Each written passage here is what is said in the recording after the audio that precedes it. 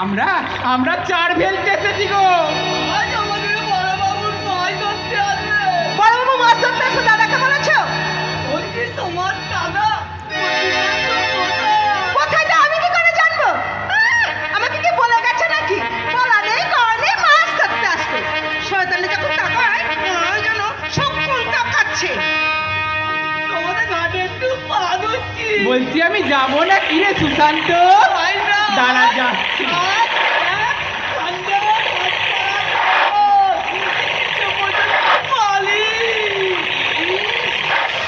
আমরা পান ঘাটে নেমেছি বলে পানকৌটিটা কেমন রাগে ফুসছে দেখ।